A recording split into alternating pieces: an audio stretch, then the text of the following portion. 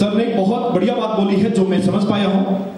मैं खली जी की तरह बोलता हूं, खली जी बोलते हैं कि हम पहलवान आदमी है, कम समझ आता है, तो हम पहाड़ी आदमी है, वैसे तो हमें बहुत कम समझ आता है, लेकिन इतना जरूर आता है कि जब हम लोग राष्ट्रीय न्यूरो साइंस का जो ट्रेनिंग लेके जा रहे हैं तो रियल में हमारे ऊपर एक रिस्पॉन्सिबिलिटी बढ़ गई है, हमारा एक दायित्व बढ़ गया है कि हमें आज के बाद कोई अधिकार नहीं है लाखों लोगों को भविष्य खराब करने का, लाखों लोगों के खिलाफ कुछ बोलने का। मतलब अगर हम लोग अपने आप के अंदर चेंज नहीं लाते हैं तो लोग जरूर बोलेंगे कि हेल्थ इंडिया के अंदर आपको क्या सिखाया, आप क्या सीख के आए 3 दिन, आप क्या सीख के आए न्यूरो साइंस का ट्रेनिंग, आपके अंदर तो कोई बदलाव नहीं है। और ये सीधी सीधी गालियां आपको नहीं है, सभी हेल्थ इंडियंस को है। तो हमारा भी दायित्व बनता है कि हम इस ट्रेनिंग के बाद जरूर कोई ना कोई, अगर हम 3 दिन से इतना मेहनत कर रहे हैं, हमारे संस्थापक इतना मेहनत कर रहे हैं, क्योंकि आप MLM इंडस्ट्री से जो साथी आप आए हैं उन्हें पूरा पता है कि कोई भी MD, कोई भी CMD, कोई भी मालिक वैसे तो मेरा साथी होता है, कम पढ़ा लिखा होता है।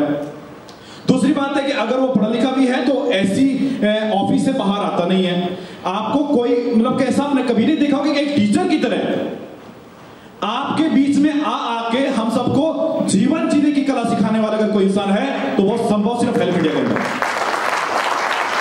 हमने अपने लाइफ में, मुझे खुद 19 साल का एक्सपीरियंस है MLM इंडस्ट्री का, और जैसे सर बोल रहे हैं कि हम लोग शतक लगाने की तैयारी पर, ये कंपनी बंद हो गई, दूसरी कर ली, तीसरी कर ली, तो हम सब उसकी तरफ जा रहे थे। लेकिन ये पूर्णतया बंद अगर किसी ने किया है तो वो हेल्थ इंडिया परिवार ने किया हुआ है। तो साथियों, मैं आपको ये कहना चाहता हूं कि हमारा अगर एक प्लेटफॉर्म के अंदर हमें इनकम सोर्स शानदार मिले, रिकॉग्नाइज मिले, मान सम्मान मिले और पुण्य का काम करने का, मदद करने का भी अगर हमें मौका मिले, वो भी 2-2, 3-3, 5-5 रुपए में, तो क्या ऐसा सुनहरा अवसर कोई जाने देगा अपने आप से? जाने देगा कोई? जाने देगा कोई? आवाज बहुत कम आ रही है। देखो, ये आवाज जब तक हम अपने आप को खोलकर नहीं रखेंगे, जब तक हम अपने आप को खाली नहीं करेंगे। मैं आपको एक बात बताता हूं, मैं एक कंपनी करता था, वहां से आपको पूरा पता लग जाएगा। कंपनी करता था, उस कंपनी में मुझे 2-3 लाख रुपए महीने का आता था और मैं पूरा टाई शाई लगा के ऋषिकेश एक इको टूरिज्म प्रोग्राम था, वहां पे गया था। उस प्रोग्राम की टिकट 15,000 रुपए थी 3 दिन की, और 400 सीटें थी और वो सारी बुक हो चुकी थी, उसमें मैं भी गया था। तो मैंने पूरा टाई लगा के, क्योंकि जिस कॉन्सेप्ट में काम करता था उसमें मेरे पास लगभग 25-30 हजार लोगों की टीम थी। और ये सच्चाई बोल रहा हूं आपको, मेरे फेसबुक चैनल में आपको प्रोग्राम दिखेगा। उसके बाद क्या हुआ कि जैसे मैं बैठा, टाई शाही लगा के बैठा था, तो CMD साहब आए, बड़ी तालियां बजी, वो पूरे फूलों की वर्षा हुई, ड्रोन चलने शुरू हुए। तो एक पतला दुबला सा बंदा मेरे सामने, वो बहुत तालियां बजा रहा, डेडिकेटेड होके, और मैं उसको साइड कर रहा, भाई साहब हटो पीछे, एक बड़ा आदमी, अमीर आदमी, एक बड़ा लीडर भी है, मैं अपने आप को बोल रहा था, और मैं उसको हटा रहा हूं। वो फिर बेचारा हट जाता था, बैठ जाता था, लेकिन जब भी प्रोग्राम में कोई बात आती फिर से चल पड़ता था अपने आप को, मतलब कि एक बच्चा जैसा उसने किया था। तो मुझे बहुत गुस्सा भी आ रहा था कि यार ये क्या कंपनी है जहां पे लीडर की वैल्यू नहीं है। मेरे जैसा बड़ा लीडर, एक बात फिर समझिए, मेरा जैसा बड़ा लीडर यहां पे आया और कोई वैल्यू नहीं है। साथियों, मेरा ईगो चकनाचूर उस समय हुआ, तहस नहस उस समय हुआ जब वहां पर 5 लाख रुपए डेली कमाने वाले का अचीवमेंट में उस पतले आदमी का नाम है। 5 लाख रुपए डेली की इनकम लेने वाला। और जब उसे मंच में बुलाया गया और उसको BMW की चाबी दी गई, तो एकदम चुपके से मैंने टाई निकाल के जेब में रखी और इधर उधर देखता गया, कोई देखते ना, बिल्कुल साइड में आके पीछे से कॉर्नर में बैठ गया।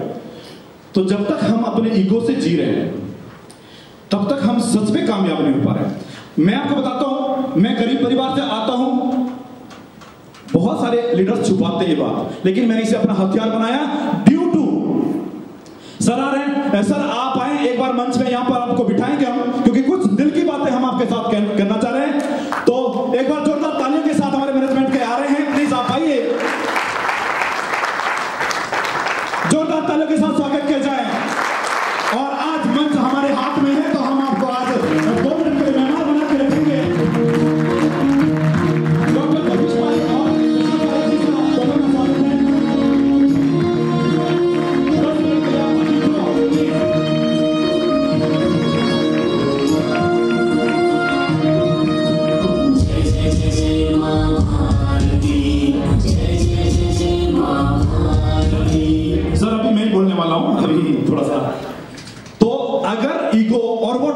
निकालकर चुपचाप जेब में रखने वाला इंसान था, और शर्म के मारे कोई मुझे देखे ना तो वो इंसान भी मैं ही था। आप समझ गए होंगे? तो इतना बड़ा ईगो अगर चकनाचूर किसी का हुआ है, वो भी पहला इंसान मैं हूं। इसलिए मुझे इस न्यूरोसाइंस से इतना पता तो जरूर लगा है कि जो कमियां मेरी थी, और वो जो छुपाते हैं हम लोग, और उसको जो छुपाकर जीवन भर चलते हैं, अनसिक्योर फील करते हैं कि इस बात का पता ना लगे कि मैं गरीब गांव से हूं, इस बात का पता ना लगे कि मैं बहुत दूर दराज से आता हूं, इस बात का पता ना लगे कि मैं कम पढ़ा लिखा हूं। मैंने इन चीजों का ही हथियार बनाया ड्यू टू हेल्प इंडिया परिवार। और आज मैं हमारे आदरणीय विष्णु भाई साहब यहाँ पे हैं। मैं सर मुझे एक बात बार बार बोलते हैं कि जब जब डॉक्टर जगदीश पारिक जी आते हैं, सर मैं आज खुलकर आपको बताना चाहता हूं, ये राज, ये बहुत बड़ा राज है ये, कि जब जब डॉक्टर जगदीश पारिक यहाँ पर आते हैं तो बलबीर जी इनके चक्कर लगाते हैं, और कहते हैं कि इतने चक्कर लगाते हैं कि कई 7 फेरे पूरे ना हो जाए। इसका राज मैं आप सबको बताता हूं कि जब जब मैं हेल्प इंडिया परिवार के साथ डॉक्टर जगदीश पारिक सर के साथ गया, वो हिमाचल गवर्नर साहब के पास हो, बड़े बड़े ऑफिसर्स के पास हो, न्यायमूर्ति के पास हो, जहां जहां भी गया, वो इंसान अपनी सीट से खड़े हुए और उन्होंने ये कहा इनके बारे में कि डॉक्टर साहब इतना शानदार कॉन्सेप्ट आप कैसे ले आए, इतनी बढ़िया चीज आप कैसे ले आए। तो मैं तो कम पढ़ा लिखा इंसान हूं, मुझे ये बात लगी विष्णु भैया कि जब ये इतने पढ़े लिखे लोग, जब इतने बड़े बड़े लोग एक ऐसे छोटे से इंसान को, बहुत एक बालक को इतना मान सम्मान और इतनी चीज सोच रहे कि आप भयंकर चीज लाएं, आने वाला रिजल्ट बहुत जबरदस्त होने वाला है। जब शुरू में मैं फर्स्ट टाइम गौतम सिंह जी से मिला था, हमारे लीगल विंग के चेयरमैन, तो उन्होंने एक बात कही थी, आप सबके सामने बोल रहा हूं, उन्होंने एक बात कही थी कि बलबीर जी ये जो हेल्प इंडिया परिवार है, मुझे भी बहुत एक्सपीरियंस है इस फील्ड का, और आप सब देखते हैं उनका, तो हम लोग चाहते हैं उनसे एक सेल्फी ली जाए तो मजा आए। उन्होंने ये बात कही कि हेल्प इंडिया परिवार आने वाले 5 साल में वो चीज करने वाला है जो इस इंडिया के अंदर किसी इंडस्ट्री ने नहीं किया। विष्णु भैया मैं तो कम पढ़ा लिखा इंसान हूं, मुझे लगा कि क्यों ना ये फेरे इस इंसान का आगे पीछे लगाया जाए और 1 मिनट भी मेरा इनके अलावा कुछ सूझे ना, कुछ समझे ना। मुझे ये लगा कि अगर मैं इतने दूर से इतनी मेहनत कर रहा हूं, जब जब मैं इनके साथ हूं, तो अगर पूरी दुनिया, पूरी कायनात, पूरा इंडिया इनके बारे में इतनी चीजें बोल रहा है, तो कुछ ना कुछ एनर्जी मुझे भी मिलेगी, और मैं लगातार इनके चक्कर इसलिए लगाता रहता हूं कि कहीं 1 भी मिनट, और ये मैं आप सबको भी बोलना चाहता हूं साथियों, कि अगर आप इस इंडस्ट्री को छोड़कर कुछ महीने के लिए, कुछ दिन के लिए भटक रहे हैं, प्लेटफॉर्म से बाहर जा रहे हैं, तो आप ऐसा अपने लाइफ का वो अचीवमेंट, अपने लाइफ की वो तरक्की से वंचित रह जाएंगे जिसके लिए मैं मिनट बर्बाद नहीं करना चाहता। तो कैसे संभव है कि हम लोग घंटे, कैसे संभव कि हम लोग दिन, महीने और साल बर्बाद करें इस प्लेटफॉर्म से बाहर? संभव है ये चीजें? नहीं संभव है सर। तो विष्णु भैया मेरा जो सर के साथ रहना, सर के साथ बात करना, सर के साथ से कुछ ना कुछ निकालना, वो यही कारण है कि मुझे इस इंडस्ट्री में, विशेषकर हेल्प इंडिया परिवार में, वो चीज नहीं मिली है।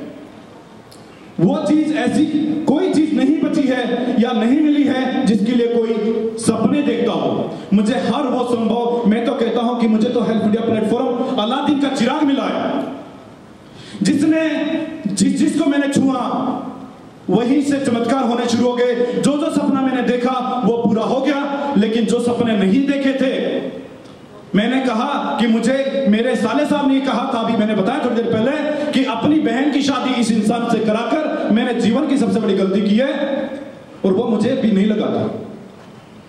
जब हम लोग एक प्रोग्राम में गए थे, महाराष्ट्र गए थे, मैं और डॉक्टर साहब गए थे, तो हम लोगों का 9 दिन का ऐसा मिनट टू मिनट प्रोग्राम था, आपने लाइव देखा होगा, कि रात भर चलना, सुबह ट्रेनिंग, फिर शाम को रात भर चलना, फिर ट्रेनिंग। और जब हम लोगों का एक सेशन नंदुरबार महाराष्ट्र के अंदर, वो लाइव सेशन है, वहां पर होना था, तो सर ने मुझे लगभग 11 बजे रात को बोला, मीटिंग के बाद हम लोग जब रूम में थे, कि बलबीर जी कुछ अलग से लाना चाहिए। मैंने कहा सर इतनी चीजें तो लाएं, कि नहीं मैं कुछ और सोच रहा हूं। तो मैंने कहा सर ये करो, ये करो। देखो मैंने अपने हिसाब से, अपनी नॉलेज के अनुसार से सर से कहा कि सर ये ऑफर डालो, ये डालो, ये डालो। सर ने कहा कि नहीं, मुझे कुछ ऐसा करना है कि हेल्प इंडिया परिवार का एक ऐसा इतिहास भी बने कि अगर शिक्षा के क्षेत्र में हेल्प इंडिया, अगर भारत को पुनः विश्व गुरु बनाने की पहल से हेल्प इंडिया कार्य कर रहा है, तो ऐसा भी नाम आना चाहिए जो बिल्कुल अलग हो। 2 बजे तक मैं सर के साथ सर काम करते गए, 2 बजे तक मैं सर के साथ रहा, मैं सो गया। सुबह 8 बजे नहा धो के फ्रेश होके सर ने कहा कि ये चीजें डाल दो और बोलनी है। साथियों, उसमें एक नाम था जो आज भी मुझे विश्वसनीय नहीं लग रहा है, अनदेखा सपना, वो था मानद डॉक्टरेट उपाधि।